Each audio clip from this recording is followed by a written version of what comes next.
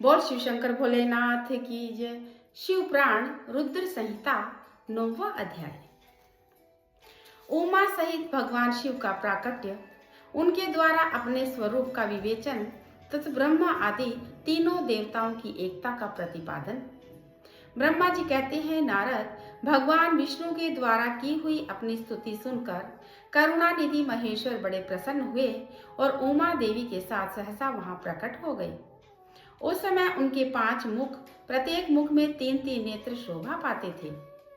भाल देश में चंद्रमा का मुकुट सुशोभित था। सिर पर जटा धारण किए गौर वर्ण विशाल नेत्र शिव ने अपने संपूर्ण अंगों में विभूति लगा रखी थी। उनके 10 भुजाएं थी। कंठ में नील चिन्ह था। उनके श्री अंग समस्त आभूषणों से विभूषित थे। उन सर्वांग सुंदर शिव के मस्तक भस्ममय त्रिपुंड से अंकित थे।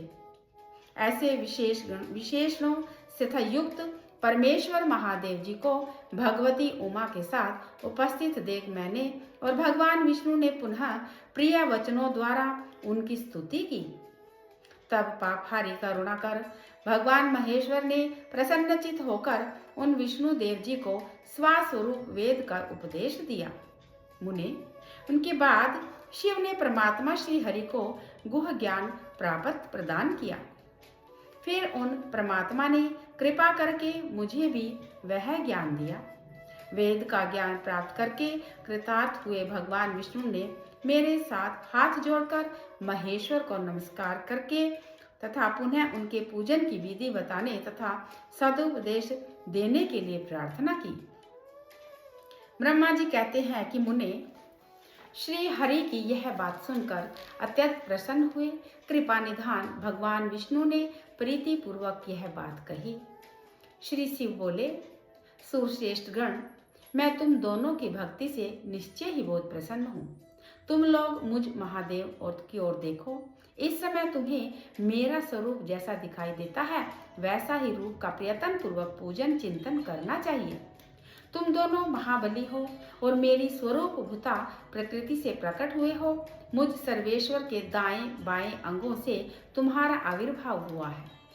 ये लोग पितामह ब्रह्मा मेरे दाहिने पार्श्व से उत्पन्न हुए हैं और तुम विष्णु मुझ परमात्मा के वाम पार्श्व से प्रकट हुए हो। मैं तुम दोनों पर भली भांति प्रसन्न हूँ और तुम्हें मनोवांछित वर देता हूँ। मेरी आज्ञा से तुम दोनों ही मुझ में सदृष्ट भक्ति हो। ब्राह्मण, तुम मेरी आज्ञा का पालन करते हुए जगत की सृष्टि करो और वैष्णव, तुम इस चराचर जगत का पालन करते रहो। हम दोनों से ऐसा कहकर भगवान शंकर ने हमें पूजा की उत्पत्ति विधि प्रदान की, जिसके अनुसार पूजित होने पर वे पूजक को अनेक प्रकार के फल देते हैं। शंभु की उपयुक्त बात सुनकर मेरे सहित श्री हरि महेश्वर को हाथ जोड़कर प्रणाम करके कहा। भगवान विष्णु बोले, प्रभु, यदि हमारे प्रति आपके हृदय में प्रीति उत्पन्न हुई है और यदि आप हमें वर देना आवश्यक समझते हैं तो हम यही वर मांगते हैं कि आप में हम दोनों का सदा अनन्य एवं अविचल भक्ति बनी रहे। ब्रह्मा जी कहते हैं, मुने, श्री हरि की यह बात सुनकर भगवान हर ने पुनः मस्तक झुकाकर प्रणाम करके हाथ जोड़े खड़े हुए उन दोनों नारायण देव से स्वयं कहा। श्री महेश्वर जी बोले, मैं सृष्टि, पालन और संहार करता हूँ। सगुण और निर्गुण तथा सच्चिदानंद स्वरूप निर्विकार परब्रह्मा परमात्मा हूँ। विष्णु सृष्टि, रक्षा और प्रलय कर, रूप तथा गुणों अथवा कार्यों के वेद में से मैं वेद से ही ब्रह्मा, विष्णु और रुद्र नाम धारण करके 3 स्वरूपों में विभक्त हुआ हूँ। हरे, वास्तव में मैं सदा निष्कल हूँ।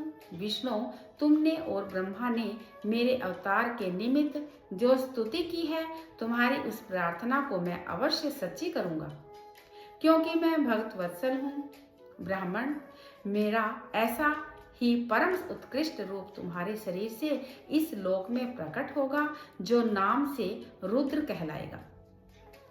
मेरे अंश से प्रकट हुए रुद्र की सामर्थ्य मुझ से ही कम नहीं होगी। जो मैं हूँ वही यह रुद्र है।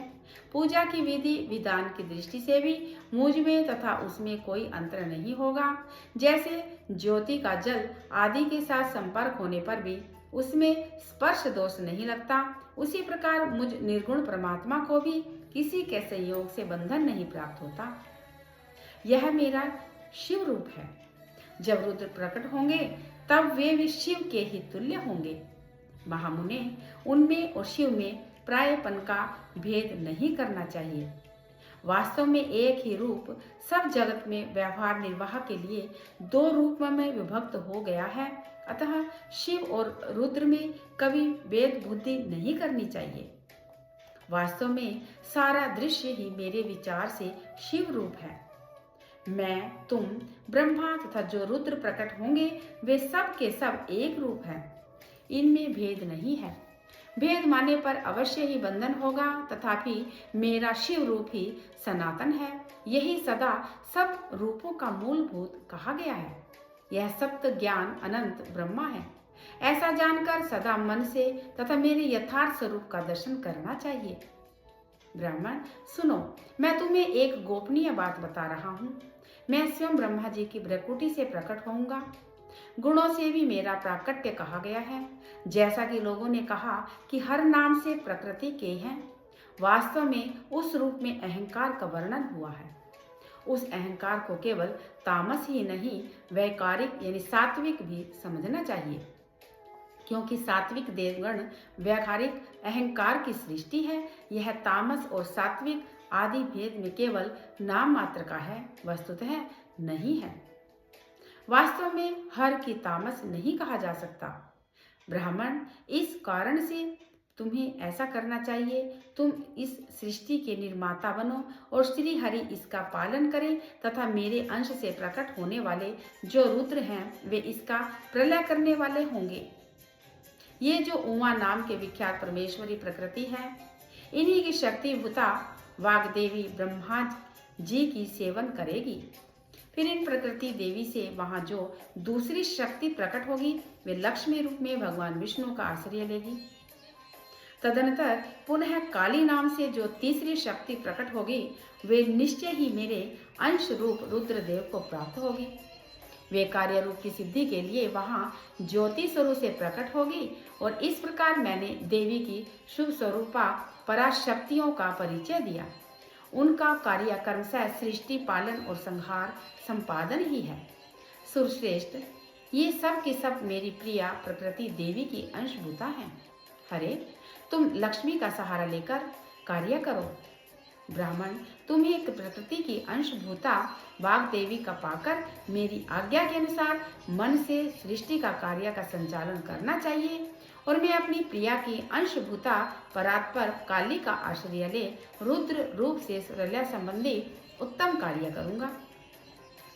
तुम सब लोग अवश्य ही संपूर्ण आश्रमों तथा उनसे भिन्न अन्य विविध कार्यों द्वारा चारों वर्णों से भरे हुए लोक की सृष्टि एवं रक्षा आदि करके सुख पाओगे। हरे, तुम ज्ञान विज्ञान से संपन्न तथा संपूर्ण लोकों के हितैषी हो। अतः अब मेरी आज्ञा पाकर जगत में सब लोगों के लिए मुक्तिदाता बनो। मेरा दर्शन होने पर जो फल प्राप्त होता है वही तुम्हारा दर्शन होने पर भी होगा। मेरी यह बात सत्य है, सत्य है, इसमें संशय के लिए स्थान नहीं है। मेरे हृदय में विष्णु तथा विष्णु के हृदय में मैं हूँ। जो इन दोनों के अंतर नहीं समझता वही मुझे विशेष प्रिय है। श्री हरि मेरे बाएं अंग से प्रकट हुए हैं, ब्रह्मा का दाहिने अंग से प्रकट हुआ है और महाप्रलयकारी विश्वात्मा रुद्र मेरे हृदय से प्रादुर्भाव होंगे।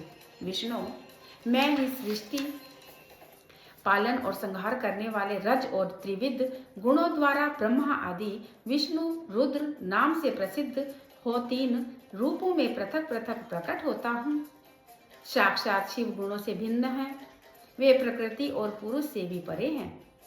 अद्वितीय, नित्य, अनंत, पूर्ण एवं निरंजन परब्रह्मा परमात्मा है।